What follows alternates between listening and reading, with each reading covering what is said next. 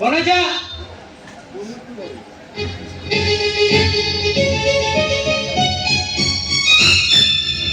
বনজা কাইটা বুঝল এ কথা কোন সত? ও কথা ତମ ବାପା ଆମ ସାନ ବୋହୂକୁ ଆମ ଘରକୁ ଆଣିବା ପୂର୍ବରୁ ତାକୁ ରକ୍ଷିତା କରି ରଖିବାକୁ ଚାହୁଁଥିଲେ। ଓହୋ ସେଟା ତ ଗୋଟେ ବାସ୍ତର ଫ୍ୟାମିଲିର ଝିଅ। ହଁ ବାପା ସେମିତି ଗୋଟେ କହିଦେଇଥିଲେ ଆଉ କଣ। ଏ ତାଙ୍କ ଆମ ଘରେ ରଖିତା ରଖିବାଟା ଆମ ବଂଶର ଗୋଟେ ପରମ୍ପରା। ଏଇଠି ମୋ ଜେଜେ 3ଟା ରଖିତା ରଖିଥିଲେ, ଆଉ ତା ଜେଜେ ସେ 7ଟା ରଖିତା ରଖିଥିଲେ, ଆଉ ତାପରେ ମୁଁ ଆଉ ଜାଣିନି କହିବି। ବହୁତ ବାହାଦୁରୀ କଥା ତ।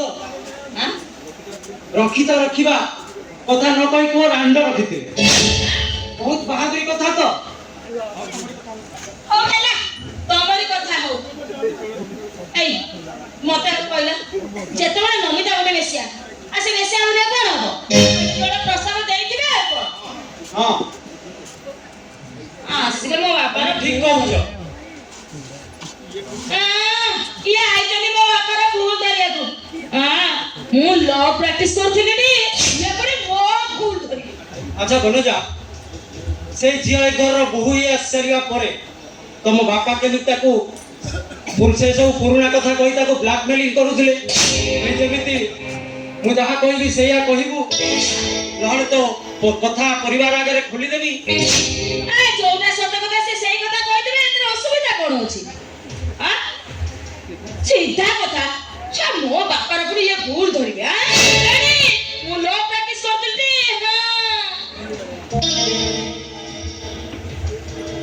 ଦେଖ ତା ମା କାହାର ରକ୍ଷିତା ଥିଲା କି ବେଶ୍ୟା ଥିଲା ସେଟା ଅଲଗା କଥା, କିନ୍ତୁ ଆମ ସାନ ବୋହୂ ମା ତ ଗୋଟେ ଭଲ ଝିଅ। ତମେ କାହିଁକି ମୋ ସହିତ ଯୁକ୍ତି କରୁଛ କହିଲ? ଆରେ ଭଲ ତ ଭଲ, ହେଲେ ତା ମା ସେଇଟା ତ ଗୋଟେ ବେଶ୍ୟା ଥିଲା ନା। ସବୁ ତା ମା ବେଶ୍ୟା ଥିଲା, ତମେ ମତେ ବାହା ହେବା କରୁ କଣ ବେଶ୍ୟାବୃତ୍ତି କରୁନଥିଲ? ତମେ ଯେମିତି ତମ ବିଷୟରେ ଯେତିକି ଡାଟା ସଂଗ୍ରହ କରିଛି କଣ କରୁଛ? ସେ ସବୁ ହେଲା ତମେ ଗୋଟେ ସେଲୁନ ବାଲା ସାଥିରେ ପଳେଇ ଯାଇ 7 ଦିନ ପରେ ଫେରିଥିଲ। ଗୋଟେ ଗୀତ ମାଷ୍ଟର ସାଙ୍ଗରେ ପଳେଇ ଯାଇଥିଲ। 3 ଦିନ ପରେ ତମ ବାପା ତମ ବଲାଙ୍ଗୀରରେ ଏକ ଲଜରୁ ଉଦ୍ଧାର କରି ଆଣିଥିଲେ। ଆଉ ତମ ହାଇସ୍କୁଲ ଆଗରେ ଯେ ଗୁପଚୁପ ବିକୁଥିଲା ସେ ଗୁପଚୁପ ବିକାଳି ସାଙ୍ଗରେ ତମ ହାଇସ୍କୁଲର ଲାଟିନ୍ ଘରେ ପଶିଥିଲା। ଏ କଥା କଣ ମିଛ? ବାହାବା ଆଗରୁ ଏ ଝିଅ ମାନେ ତ ଏମିତି ଭୁଲ କରନ୍ତି, ଆଉ ମୁଁ ତ ଜମା 10-15ଟା ଭୁଲ କରିଛି। ଆଉ ତମେ ଆଇଛ ମୋ ଚରିତ୍ର ବିଷୟରେ କହିବା ପାଇଁ?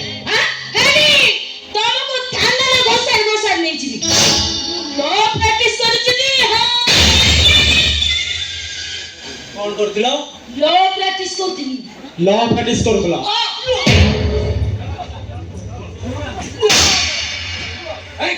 କଣ କରୁଥିଲ? ଏଇ ରୁହ ତମେ କଣ ମାରୁଛ କାହିଁକି? ତ ଲ ପ୍ରାକ୍ଟିସ ଛଡେଇ ଦେବେ। ଆଉ କହିବିନି କିଟା କହିଲି? ଆଉ କହିବିନି। ଆବେ ଶୁଣ, ତ ବାପାକୁ କହିଦେବୁ କଣ କହିବି? ଆମ ଫାର୍ମ ହାଉସକୁ ଜମା ଆଉ ମାରିବନି। ନାଇଁ ମୁଁ କହିଦେବି ବାପାକୁ ଆଉ ମାରିବନି। ଆମ ଘରର ଫାଟକ ଆଉ ମାରିବନି। ଆଉ ତୋ ବାପା ସହିତ ତୁ ଫୋନରେ ବି କଥା ହବୁ। ଆରେ ଏଇଟାର ମେଡିସିନ ମୋ ପାଖରେ ଥିଲା, ମୁଁ ଏଠି ସେଠି ଖୋଜୁଛି। ଆଚ୍ଛା ମୁଁ ତମକୁ ଗୋଟେ କଥା ପଚାରିବି। କଣ ପଚାର?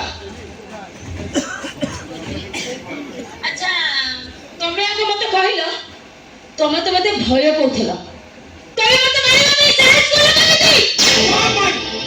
ତୋ ବାପା ପାଇଁ। ମୋ ପାଇଁ? ମୋ ବାପା ପାଇଁ? ମୋ ବଡ ଭାଇ ଏ ଘର ଛାଡି ଚାଲି ଯାଇଛନ୍ତି। ଏ କଥା ଜାଣିବା ପରେ ମୋର ଅନ୍ତରରେ ନିଆଁ ଲାଗି ଯାଇଛି। ମୋ ବଡ ଭାଇ ହେଉଛନ୍ତି ଦେବତା ଠାରୁ ଆହୁରି ବଡ।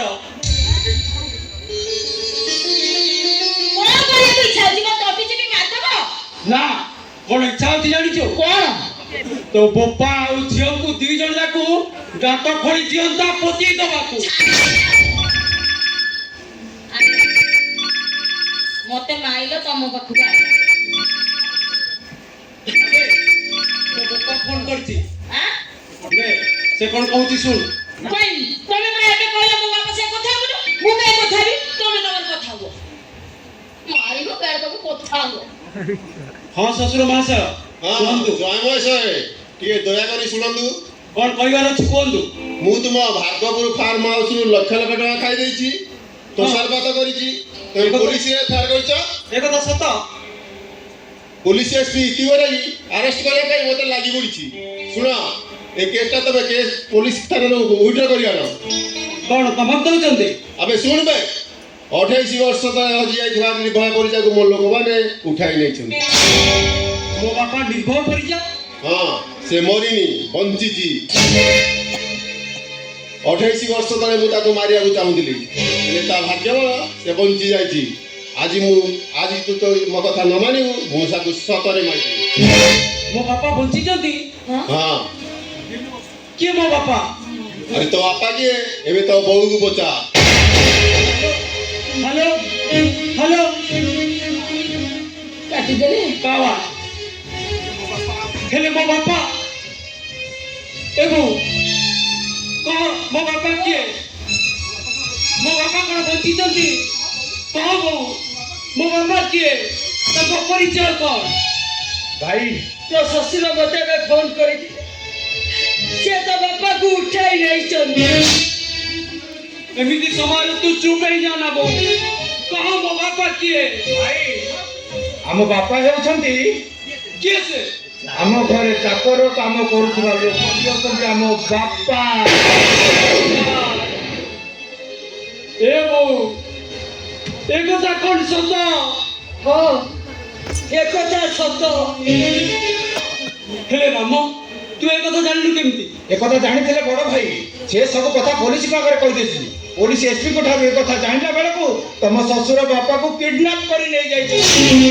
ଆଉ ସତ କଥାଟା ଜଣା ପଡିଥିଲେ ତୋ ଶ୍ୱଶୁର ତୋ ବାପାକୁ ମାରି ଦେଇଥାନ୍ତେ। ସେଇଥିପାଇଁ ଆଜି ପର୍ଯ୍ୟନ୍ତ ମୁଁ ସତ କଥାଟାକୁ ଲୁଚେଇ ରଖିଥିଲି। ହେ ଭଗବାନ ମୋ ବାପା ସିଏ ଯାହାକୁ ଆମେ ଦି ଭାଇ ମୋ ବୋଉକୁ ବିଧବା କରିବା ପାଇଁ କହିଥିଲେ।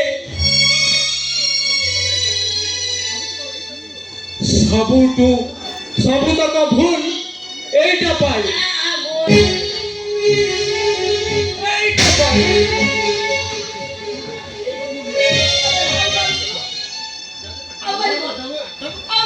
ଯିବି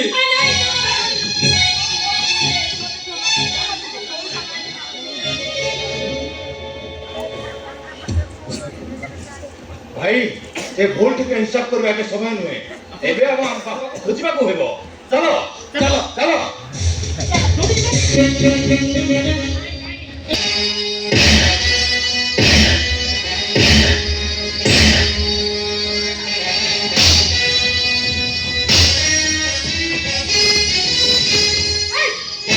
ଏସବୁ ପାଇଁ କେବଳ ତମେ ଯାଇ ମ୍ୟାଡାମ ମୁଁ ଜାଣିପାରୁନି ନିର୍ଭୟ ପରିଚୟ କେସ୍ ପାଇଁ ମୁଁ କେମିତି ଯାଇପାରିବି? ନିର୍ଭୟ ପରିଚୟ ବିଷୟରେ ସବୁ କିଛି ତଥ୍ୟ ତାଙ୍କ ପୁଅ ଧର୍ମପଦ ଦଉଥିଲା। ସବୁ ସିକ୍ରେଟ ପୋଲିସ ରଖିଥିଲା। ଏସବୁ ବିଷୟରେ ସେ ମାଷ୍ଟର ବଶିଷ୍ଠ ବସିଲେ କେମିତି ଜାଣିଲା? ଆପଣ କିଛି ଖରାପ ଭାବିବେନି। ସେ ଫାର୍ମ ହାଉସ ଘଟଣା ନେଇ ଆପଣଙ୍କର କେମିତି ଗୋଟେ ମୋ ପ୍ରତି ଖରାପ ଧାରଣା ହେଇଛି। ବିଶ୍ୱାସ କରନ୍ତୁ ଆପଣ କହିବା ପରଠାରୁ ବସନ୍ତ ବାବୁଙ୍କ ସହିତ ମୋର କୌଣସି ସମ୍ପର୍କ ନାହିଁ। ଓଏ ଶୁଣ, ମୋତେ କେବଳ ଗୋଟିଏ କଥା କୁହ, ଏସବୁର ସିକ୍ରେଟ ବଶିଷ୍ଠ ବସିଲେ ଜାଣିଲା କେମିତି? ମ୍ୟାଡାମ ଆପଣ ବିଶ୍ୱାସ କରିବେନି ମୋ ଭଳି ପୁଲିସ ଡିପାର୍ଟମେଣ୍ଟରେ ଅନେକଙ୍କ ସହିତ ବସନ୍ତ ବାବୁଙ୍କ ସମ୍ପର୍କ ଅଛି। ଆଉ ସେ ସହିତ ଓଏ ଶୁଣ, ପୋଲିସ ଡିପାର୍ଟମେଣ୍ଟ ଆଉ କେହି ନାହିଁ, ବରଂ ତମେ ହିଁ ଯାଇକି ତମର ସିକ୍ରେଟ ସବୁ କହୁଛ। ବିଶ୍ୱାସ କରନ୍ତୁ ମ୍ୟାଡାମ ସେ ଲୋକ ମୁଁ ନୁହେଁ। ହଁ ସାରଙ୍କ ତମେ। ଆପଣ ଜବରଦସ୍ତି କରିବେ ମୁଁ ଆଉ କଣ କରିବି?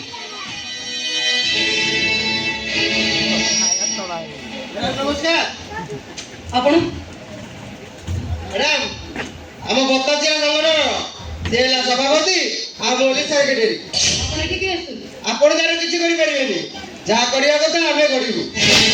ଆପଣଙ୍କ ପୋଲିସ ମାନେ ବାଡେଇ ପିଟି ପବ୍ଲିକ ରେ କଥାବାର୍ତ୍ତା କରନ୍ତି, ଏଇଟା ହେଲା ପୋଲିସ ଫର୍ମୁଲା। ହେଲେ ଏବେ ଆମେ ଯୋଉ ଉପାୟରେ କଥା ଆଦାୟ କରିବୁ ସେଇଟା ହେଲା ପବ୍ଲିକ ଫର୍ମୁଲା। ଠିକ ଅଛି, ଆପ୍ଲାଏ କର ଆଉ କଥା ଆଦାୟ କର। ଆଚ୍ଛା ଦୁଃଖୀରାମ କର ନା, ଏବେ ଆମ ଫର୍ମୁଲା ଆରମ୍ଭ କର। ଠିକ ଅଛି। ଏଇ ପୁଅ ମାନବେ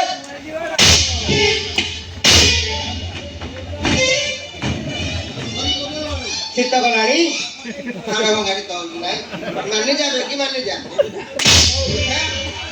ପାଉନି ରେ ତାକୁ